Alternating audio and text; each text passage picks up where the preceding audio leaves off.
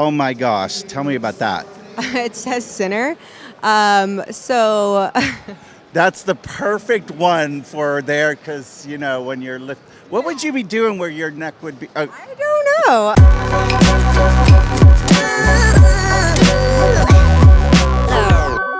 Baseball guy here coming from Pasadena, California, the Golden Tattoo Convention. And I've got the lovely Monica here. She's also right behind me. You can see her a little less clothed behind there, but let me tell you, she looks fine in the clothes as well. How are you enjoying the convention so far? It's good. It's good. It's not as busy as some years have been, but I'm just happy to be back doing conventions again. Like, this is my first one since the pandemic, so I'm super excited to be here. My first tattoo convention since the pandemic as well.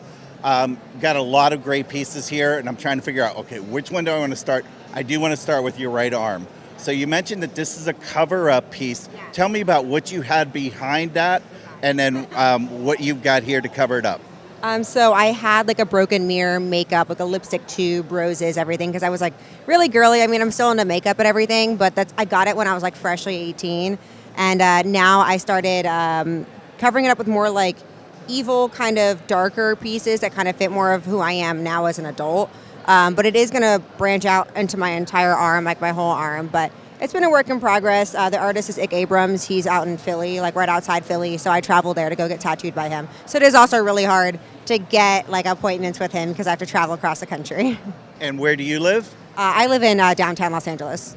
Yes, it's definitely a little bit of a travel. I really like the piece, some great color. Was it color that you had before, or was it a black and gray piece before? It was definitely color. It just wasn't as solid. Like I had a lot more empty skin, like the blank spaces kind of like took up a lot, but it was definitely color. It was just old, so it was really faded just from being in the sun, wearing tank tops, driving around and everything. Your arms just tend to fade faster. And what are you doing to protect this thing? What are you putting on it? I'm pretty bad. I do wear a lot of sunscreen, but I'm just out so much and I tan really dark naturally. So it's just really hard for me to protect like the integrity of my tattoos without wearing like a turtleneck in LA in the summer.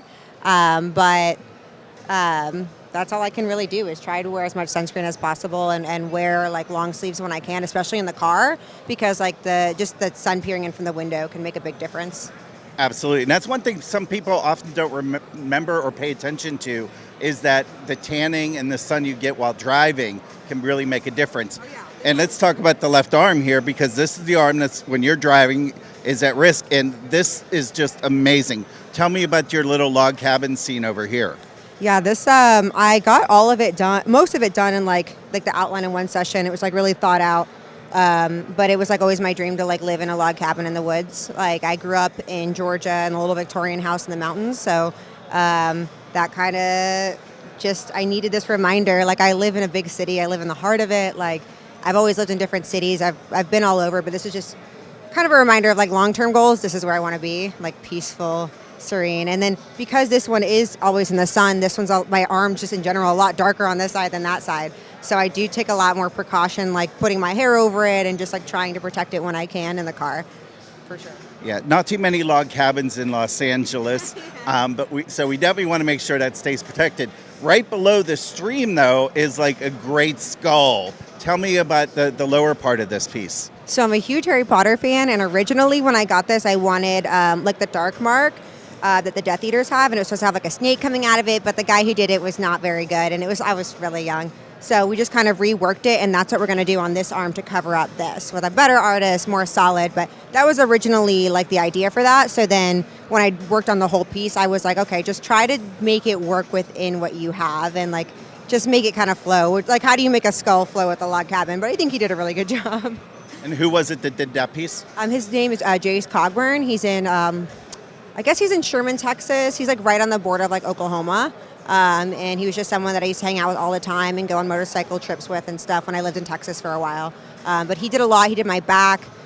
He did my foot. He's done a lot of like my small pieces, and even my back is like such a big piece. And he's awesome. He was like my go-to artist when I lived there. Now tell me about your back piece. First off, how long did that back piece take to get done? I still definitely need like another session to get touched up, but I'm pretty sure I did it in about 5 sessions or 6 sessions. I did the whole outline in one sitting, and then I just try to get as much done. but it was just really intense to get that done. Usually for me, line work is a lot more painful, but for some reason on my back it wasn't. It was the packing in that color on my back was just horrible. But I have a giant carousel horse with like a frame of flowers, and when I was younger, my grandmother she lived in Saratoga Springs, New York, and they're big on like racehorses and carousels, and that was my thing. And like my nursery, everything had carousel horses, so it's just kind of been like a thing of mine since I was a kid. And even like up until recently, I had a giant carousel horse in my house. Like it's just something I love, and the pole just fitting right along my spine fit perfectly, and it's just a really sentimental piece. I love how you go from merry-go-round to skulls to werewolves. Oh, yeah. And then we got this bow and flowers on your chest, and you said that those are going to be covered up. What are you going to do there next? I'm getting this lasered. I've had 3 sessions. I don't really know what I'm doing next. I do know who I want to do it, but I'm just kind of seeing how light I can get it before I start planning out like a piece, because if I plan out this idea of a piece I want and they can't do it based on like how it's faded, I don't want to be disappointed. So I rather just like get it as light as I can until I'm just over getting lasered because it's horrible, and then just go to her and be like, hey, this is what I got to work with. What can you do? Because I want my neck done, but I don't want to go into that until I finish this, because I want it to be one cohesive piece. And who's going to do your chest piece? Her name's Jillian. She's in Philadelphia as well. And she just does like this kind of muted, neo-traditional, like really pretty greens and golds and reds and stuff like that. And I just really love her tones, and it's very feminine but very dark at the same time. I love her work because I thought about going to Ick, but his work is just so like intense and like not masculine but very like just dark. So to put it on my chest, I felt like that's such a feminine part of the body. I didn't want it to be too overbearing and too dark. I love the fact that you can pick a different artist for the different type of work, so you're relying on their expertise. Oh yeah, 100%. And well, 100%. They're like, I go to them because I trust their judgment. I'm going to tell them these are the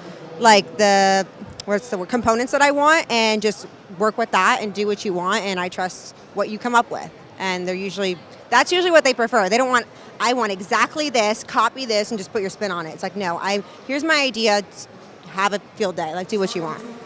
now let me talk about your neck, because you got 2 awesome pieces. I love the cardinal, and then you got this other one over here, a butterfly on a flower. Tell me, first off, how bad did those ones hurt? They were pretty awful. I did not enjoy it. They were done by Cody Dresser. He's in Dallas, Texas. And so the cardinal, I'm Native American, and the cardinal is like a big, like symbolic figure in Native American culture. And then the butterfly, I'm Costa Rican. And the butterfly is the blue morpho, which is like the national butterfly of Costa Rica. So both of them are just really important to like my heritage. So that's why I put them on my neck so people could see it. But it was definitely not fun. But they're some of my favorite pieces. Like I had started following his work before I was even like 18, and I waited and waited and waited to get it specifically done by him. Like I love his work. It's so vibrant and beautiful and crisp. And I saved my neck for him to tattoo. And then under the chin. Oh my gosh, tell me about that. It says sinner. So that's the perfect one for there, because, you know, when you're what would you be doing where your neck would be? I don't know. So I have a lot of like devil themed tattoos because like growing up in the South, because I was just different. Like, and the devil did go down to Georgia. Exactly. I say that all the time. But being in the South and looking the way I do, and like being a model and being promiscuous and all that, they would say like she's got the devil in her, and like that's just a Southern expression. So I kind of just really held on to that, and I was like, well, what's so bad about that? And like, so I have I think like 6 or so devil themed tattoos. I have a clothing line coming out that's devil themed. Like that's just my thing, and I do a lot of shoots that are all red. My house, everything's always red and devil themed. So I figured that was like the perfect thing to put right there. I don't know. It's just like everyone tells you what a sin is and what's bad, and like who are they to judge what you're doing? And it's kind of like embracing like the dark side and like your guilty pleasures and things that everyone's told you is wrong. Like I'm going to embrace that, and being different and being a little rebellious, I guess. Well, you've got some great stuff. And then you mentioned your modeling. What's going on with your modeling career? Where can people see your pictures? My Instagram is I have monicazamoraofficial.com, and my Instagram is monicazamoraofficial.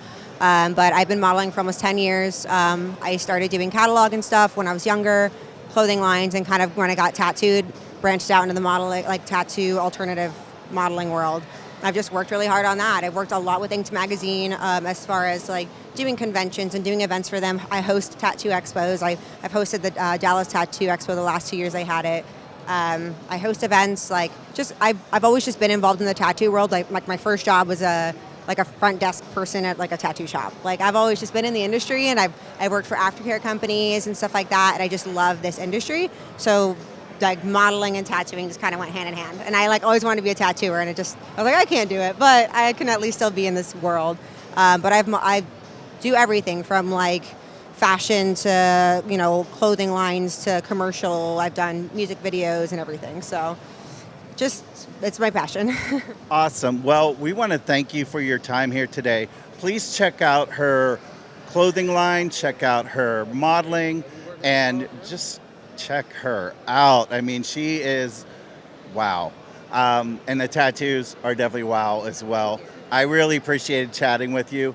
Baseball Guy here reminding you to like the channel, to hit that subscribe button. Please comment on what you think about her. What do you think her favorite tattoo is, and what would you like to see on her next? Baseball Guy and Monica, we out.